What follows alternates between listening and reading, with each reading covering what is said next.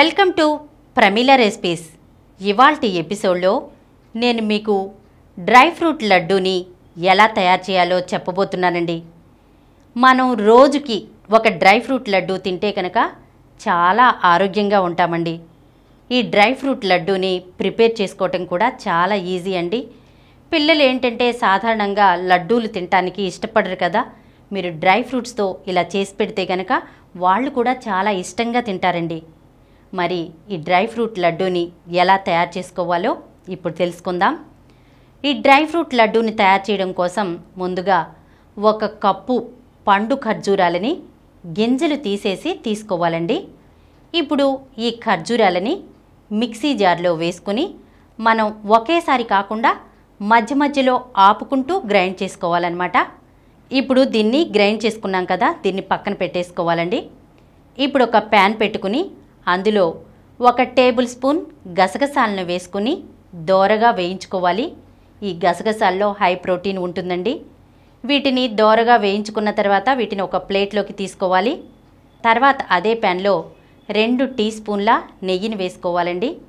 నెయ్యి కాగిన తర్వాత అందులో 1/2 కప్పు జీడిపప్పు, 1/2 కప్పు బాదం పప్పు, 1/2 కప్పు పిస్తా పప్పు, వీటన్నిటినీ కూడా చిన్నగా కట్ చేసి వేసుకోవాలన్నమాట.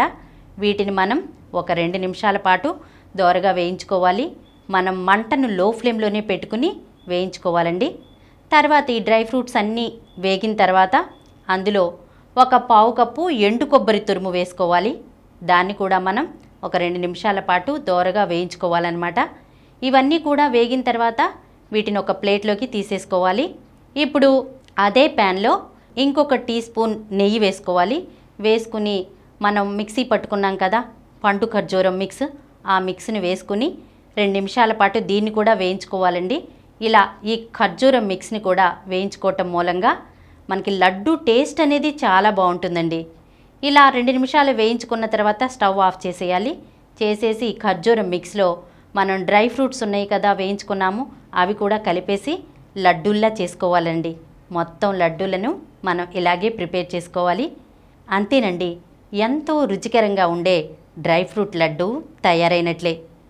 విన్నారు కదా, డ్రై ఫ్రూట్ లడ్డూని తయారు చేయడం ఎంత ఈజీనో. అంతేకాకుండా దీన్ని తీసుకోవటం మూలంగా హెల్త్కి కూడా చాలా మంచిదండి. తప్పకుండా మీ అందరికీ నచ్చే రెసిపీ ఇది. మీరు కూడా మీ ఇంట్లో నేను చెప్పినట్లుగా ట్రై చేసి చూడండి. ఈ వీడియో మీకు నచ్చినట్లయితే మా ఛానల్కు సబ్స్క్రైబ్ చేయండి, లైక్ చేయండి, మీ ఫ్రెండ్స్కి షేర్ చేయండి. ఇలాంటి మరిన్ని వీడియోస్తో వచ్చే ఎపిసోడ్లో కలుసుకుందాం.